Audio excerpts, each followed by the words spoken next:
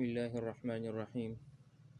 دروس متنبی کا جو سلسلہ شروع کیا تھا، آج باقاعدہ متنبی کتاب سے پہلا درس پیش کر رہے ہیں، اور یہ جو جس کتاب سے درس پیش کر رہے ہیں وہ مکتبۃ البشریٰ کی چھپی ہوئی کتاب ہے۔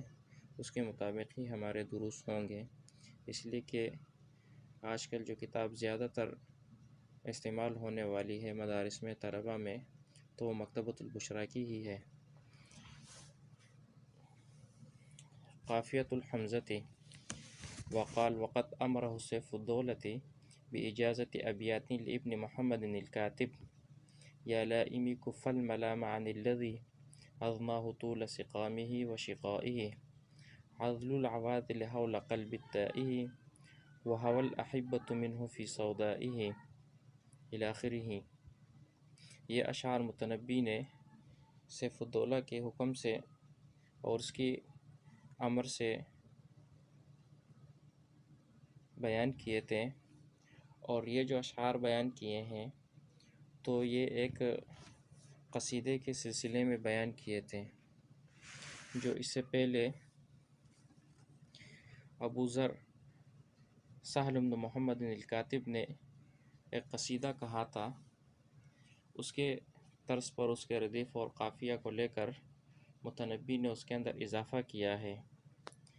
ایک بات وہ یہ بتاتا چلوں کہ ہمارے جتنے بھی پاکستانی نسخے ہیں، مکتبۃ بشریٰ ہے یا دوسرے ہیں، تو جہاں پر یہ پہلا شعر ذکر کیا جاتا ہے، یا لائم کف الملام عن الذی اضناہ طول سقامہ وشقائہ، عربی نسخوں میں یا اس کے جتنے بھی شراح ہیں انہوں نے اس شعر کو ذکر نہیں کیا ہے۔ وجہ اس کی یہ ہے کہ یہ متنبی کا شعر نہیں ہے، بلکہ یہ متنبی نے سہل بن محمد کا شعر، پہلے والا شعر، یہاں کے جو جتنے بھی طبع کرنے والے ہیں انہوں نے اس کا پہلا شعر اٹھایا ہوا ہے تاکہ وزن برابر رہے۔ تو جو پہلا والا شعر ہے یہ متنبی کا اپنا نہیں ہے، بلکہ متنبی کے جو اشعار شروع ہو رہے ہیں وہ عذل العواذل حول قلب التائہ سے شروع ہو رہے ہیں، اور پھر اس کے بعد پورا آخر تک ان کے اشعار ہیں۔ تو یہ ایک اضافی بات تھی جو آپ لوگوں کو بتا دی گئی ہے۔ چونکہ پہلے شعر ہمارے یہاں کتابوں میں موجود ہے تو اس وجہ سے پہلے شعر کی بھی ہم تشریح بیان کر دیتے ہیں۔ یا لائمی کف الملام عن الذی اضناہ طول سقامہ وشقائہ۔ الملام لوم یعنی ملامت کرنے کو کہتے ہیں، اور ملامتی کہتے ہیں کوئی ایسا کام کرنا کہ جس کی وجہ سے انسان ملامتی کا مستحق ہو۔ اسی طرح قرآن مجید میں بھی استعمال ہے فَالْتَقَمَهُ الْحُوتُ وَهُوَ مُلِيمٌ،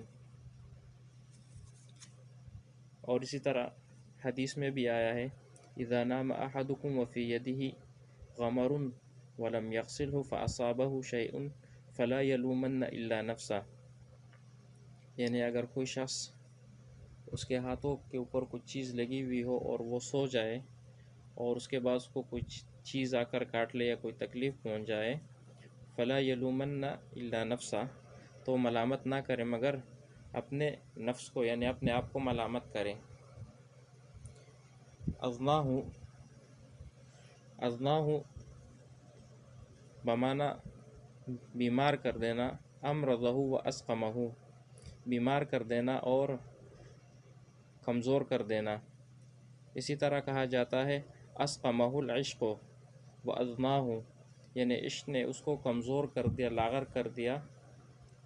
اور اسی طرح کہا جاتا ہے ہم السقم جسمہ، یعنی بیماری نے اس کے جسم کو گل لیا۔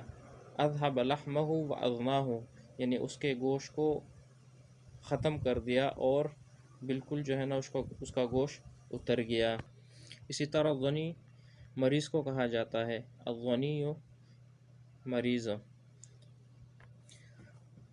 عذل العواذل حول قلب التائہ وہوى الاحبۃ منہ فی سودائہ۔ العدل دو طرح سے استعمال ہوتا ہے، ذال کے سکون کے ساتھ اور اسی طرح ذال کے فتحہ کے ساتھ۔ ابو العلا کہتے ہیں کہ ذال کے فتحہ کے ساتھ اس کا استعمال کرنا یہ زیادہ احسن ہے اس موقع پر۔ اور عوادل یہ عادل کی جمع ہے، عضلہ کی جمع ہے، فواعل کے وزن پر ہے، جیسے کہ حواجب شوارب استعمال ہوتے ہیں۔ کافیہ کی شرح میں رکن الدین فرماتے ہیں کہ فاعل کی جمع مذکر کے لیے، مذکر عاقل کے لیے اس کی فاعل کی جمع صفات کے اندر فواعل وزن کا استعمال ہونا مذکر کے لیے شاذ ہے، یعنی فاعل کی جمع فواعل کے ساتھ لے کر آنا مذکر عاقل کے لیے شاذ ہے۔ جیسے فارسن کی جمع فوارس آتی ہے تو رکن الدین رحمہ اللہ فرماتے ہیں کہ اس طرح جمع لے کر آنا یہ شاذ ہے۔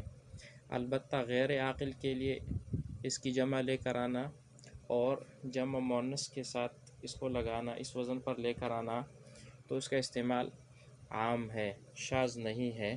جیسے غیر عاقل کے اندر کہتے ہیں ساحل، سواحل، ساعد، سواعد، اور اسی طرح مؤنث کے اندر اس کا استعمال ہوتا ہے، جیسے نائمتن کی جمع نوائم آتی ہے، اور اسی طرح حائز کی جمع حوائز آتی ہے۔ التائہ، التائہ یہ تاہا یا تیہو سے استعمال ہوتا ہے، قرآن مجید میں بھی اس کا استعمال ہوا ہے۔ یتیہون فی الارض، اس کا معنی ہے گم ہونا، متحیر ہونا، گمراہ ہونا اور متحیر ہونا۔ اور ہوا الاحبۃ، ہوا میل اور عشق کو کہا جاتا ہے۔ اسی طرح عربی میں کہتے ہیں ہوا فلان فلانن، یعنی فلاں نے فلاں کے ساتھ محبت کر لی۔ السودا، سودا سے مراد یہاں پر قلب ہے، اور قلب العلقۃ السوداء فی جوفہ کأنہا قطعۃ کبد، یعنی گوشت کے اس کالے لوتھڑے کو کہتے ہیں جس کو ہم اردو میں دل کہتے ہیں۔ اب شعر کا مفہوم اور معنی یہ ہوگا، عزل العوادل حول قلب التائہ، ملامت کرنے والوں کی ملامتی، حول قلب التائہ، وہ دل کے ارد گرد حیران و پریشان ہے، وحوى الأحبة منه في سودائه، اور اپنوں کی محبت، محبوب کی محبت وہ دل کے اندر ہے۔ یشکو الملام إلى اللوائم حره ويسد حين يلمن عن برحائه، شکا یشکو بمعنی شکایت کرنا، اسی طرح کہا جاتا ہے شکاہ تعلم مما به من مرضه ونحو، یعنی اپنے اس مرض اور جو تکلیف اس سے پہنچی ہوئی ہے اس کی شکایت کرنا۔ اسی طرح شکوہ کہتے ہیں کہ جو اس کے دل کے اندر جو بات ہو اس کو ظاہر کرنا۔ اسی طرح قرآن مجید میں بھی اللہ تعالیٰ نے فرمایا انما اشکو بثی وحزنی الی اللہ، یعنی میرے اندر جو تکلیف میں محسوس کر رہا ہوں تو اس کی شکایت اور اس کا غم اور پریشانی یہ میں اللہ کے سامنے بیان کروں گا۔ صد یصد بمعنی بند کرنا، روک دینا، اعراض کرنا۔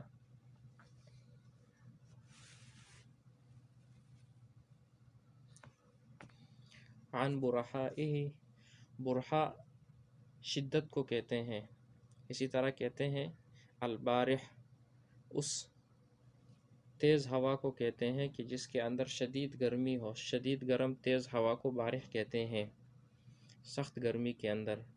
اور اسی طرح اس سے استعمال ہوتا ہے البرح، البرح یعنی وہ شدید عذاب اور تکلیف اور مصیبت۔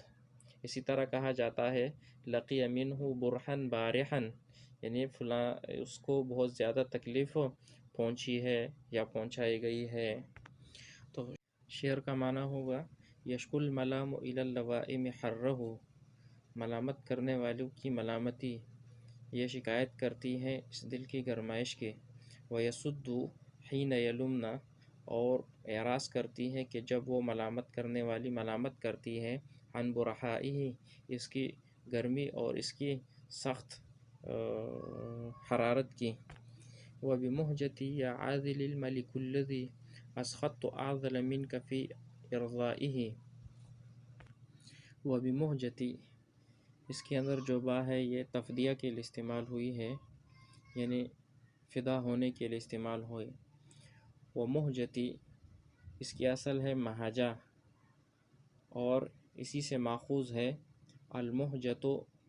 المہجہ کہتے ہیں دم القلب، یعنی خون، دل کے خون کو کہا جاتا ہے۔